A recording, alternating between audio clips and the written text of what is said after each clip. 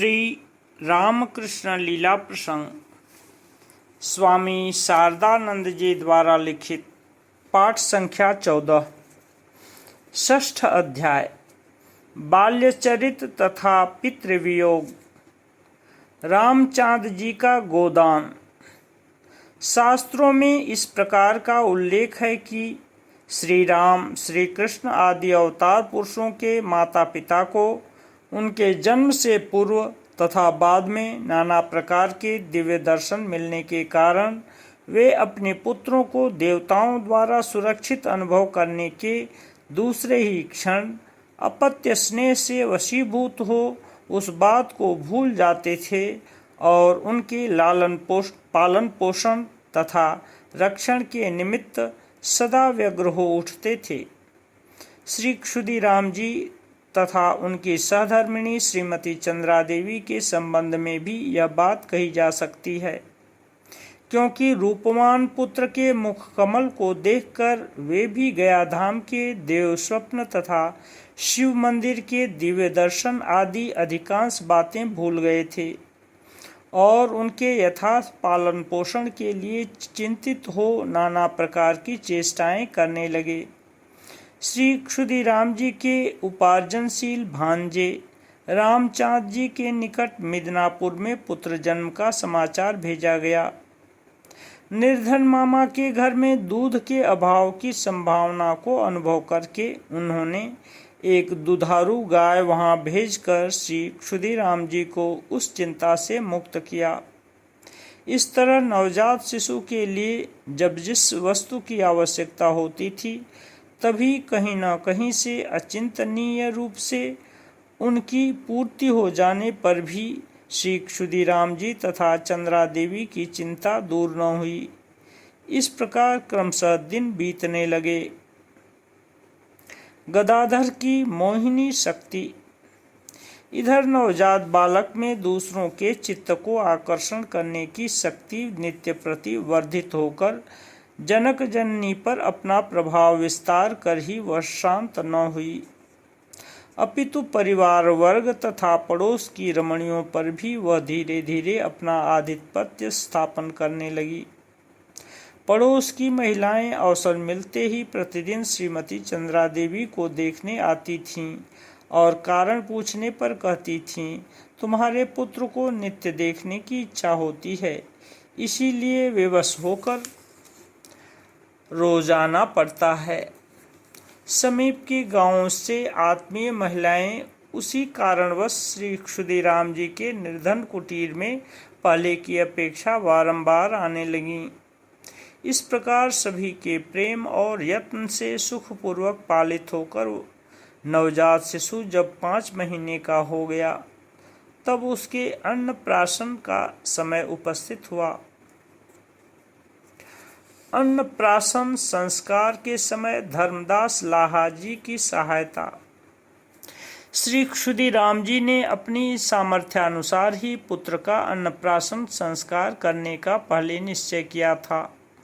उन्होंने सोचा था कि शास्त्र विहित कर्म करने के पश्चात श्री रघुवीर का प्रसादी अन्न पुत्र को खिलाकर उस कार्य को संपन्न करेंगे तथा उपलक्ष्य में 2-4 घनिष्ठ आत्मियों को ही निमंत्रण देंगे। किंतु घटना कुछ और ही हुई।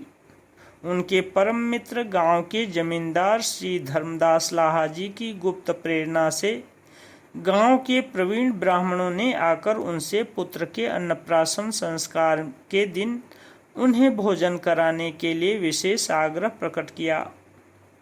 उन लोगों के इस प्रकार अनुरोध के फलस्वरूप श्री क्षुदीराम जी दुविधा में पड़ गए, क्योंकि गांव के सभी लोग उनको विशेष श्रद्धा भक्ति करते थे। अतः उनमें से किसे छोड़कर किसको आमंत्रित किया जाए यह वे निर्णय न कर सके।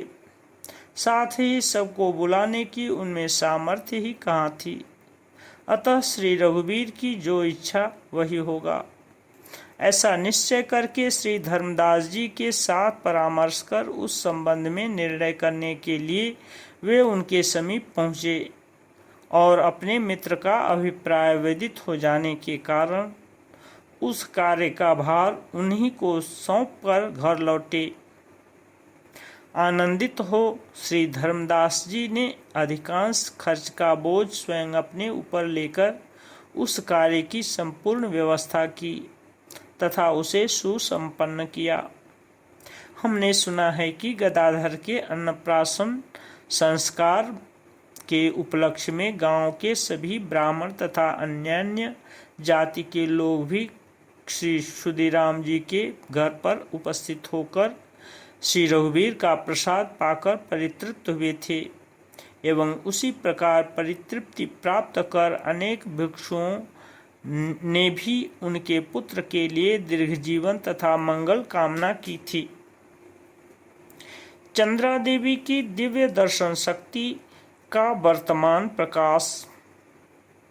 दिन बीतने के साथ ही साथ गदाधर की बाल्यकालीन चेष्टाएं क्रमशः मधुरतन होने लगीं और उनसे चंद्रा देवी का हृदय आनंद तथा भय के पुण्य प्रयाग में परिणत होने लगा। पुत्र के जन्म से पहले जो कभी देवताओं से किसी वस्तु की प्रार्थना कर उसे प्राप्त करने के लिए व्यग्र नहीं होती थीं, अब वे ही प्रतिदिन पुत्र के कल्याण के निमित्त 100 बार नहीं 1000 बार ज्ञात या अज्ञात रूप से उनके चरणों में मातृ हृदय की दयापूर्ण प्रार्थना करके भी पूर्णतया निश्चिंत न हो पाती थीं। इस प्रकार पुत्र के कल्याण तथा पालन पोषण की भावना ही श्रीमती चंद्रा देवी के ध्यान ज्ञान का विषय बनकर उनकी पूर्वकालीन दिव्य शक्ति को आच्छादित करने लगी। यह बात सहज ही समझ में आ जाती है, किंतु उसी समय भी उस शक्ति का सामान्य प्रकाश उनमें कभी कभी उपस्थित होकर उन्हें कभी विस्मित तथा कभी पुत्र के भावी अमंगल की आशंका से विचलित कर देता था। इस संबंध में अत्यंत विश्वस्त रूप से हमने जो एक घटना सुनी है, यहाँ पर उसका उल्लेख करने से पाठक इस बात को सहज ही समझ सकेंगे। घटना इस प्रकार की है। उक्त विषयक घटना गदाधर को दीर्घाकार देखना। गदाधर की आयु उस समय 7-8 महीने की होगी। श्रीमती चंद्रा देवी एक दिन प्रातःकाल उन्हें स्तनपान करा रही थीं। कुछ देर बाद पुत्र को निद्रित देखकर मच्छरों से उसकी रक्षा करने के निमित्त मच्छरदानी के अंदर उसे सुलाकर वे घर के काम काज में लग गईं। कुछ समय बिताने पर कार्यवश उस कमरे में सहसा प्रविष्ट हो उन्होंने देखा कि मच्छरदानी के अंदर पुत्र नहीं है। उसके स्थान पर दीर्घाकार अपरिचित पुरुष संपूर्ण मच्छरदानी को घेर कर लेटा हुआ है। चंद्रा देवी इस दृश्य को देखकर अत्यंत भयभीत हो चिल्ला उठी और तत्काल ही कमरे से बाहर निकलकर पतिदेव को पुकारने लगीं। उनके आते ही उनसे उस बात को कहने लगीं और दोनों ही उस कमरे में प्रविष्ट हुए तथा उन्होंने देखा कि कहीं कोई भी नहीं है। बालक जैसे पहले सो रहा था वैसे ही सो रहा है, किंतु श्रीमती चंद्रा देवी का भय तब भी दूर न हुआ। बारंबार वे कहने लगीं, निश्चित ही किसी भूत प्रेत के द्वारा ऐसा हुआ होगा, क्योंकि मैंने स्पष्ट रूप से पुत्र की जगह एक लंबे व्यक्ति को लेटा हुआ देखा है। मुझे कदापि भ्रम नहीं हुआ है और सहसा इस प्रकार का भ्रम होने का कोई कारण भी नहीं है। अतः तुम शीघ्र ही किसी अनुभवी ओझा को बुलवाकर पुत्र को दिखाओ, अन्यथा इस घटना से पुत्र का कोई अनिष्ट होगा अथवा नहीं, कौन कह सकता है। यह सुनकर श्री क्षुदीराम जी उनको आश्वासन देते हुए बोले, जिस पुत्र के जन्म से पूर्व ही हम नाना प्रकार के दिव्य दर्शन प्राप्त कर कृतार्थ हुए हैं, उस पुत्र के संबंध में अब भी उस प्रकार का कुछ देखना विचित्र नहीं है। अतः भूत प्रेत के द्वारा ऐसा हुआ है यह तुम कभी न सोचना। खासकर जहाँ स्वयं श्री रघुवीर विराजमान हैं, वहाँ भूत प्रेत क्या कभी संतान का कोई अनिष्ट कर सकता है। अतः चिंता की कोई बात नहीं है, किंतु तुम इस बात की चर्चा और किसी से न करना और यह निश्चित जानना कि श्री रघुवीर सदा तुम्हारे पुत्र की रक्षा कर रहे हैं। श्रीमती चंद्रा देवी पतिदेव की बातों को सुनकर शांत हुई, किंतु पुत्र की अमंगल आशंका का आभास उनके मन से पूर्णतया दूर न हुआ। उस दिन बहुत देर तक उन्होंने हाथ जोड़कर कुल देवता श्री रघुवीर से अपने हृदय की वेदना निवेदित की। गदाधर की छोटी बहन सर्वमंगला। इस प्रकार आनंद, आवेग, उत्साह तथा आशंका से श्री गदाधर के माता पिता के दिन बीतने लगे और बालक ने प्रथम दिन उनके तथा अन्य लोगों के हृदय पर जो मधुर आधिपत्य विस्तार किया था वह नित्य प्रति दृढ़ तथा घनीभूत होने लगा। क्रमशः 4-5 वर्ष व्यतीत हो गए। इस काल में किसी समय श्री क्षुदीराम जी की कनिष्ठ कन्या सर्वमंगला का जन्म हुआ।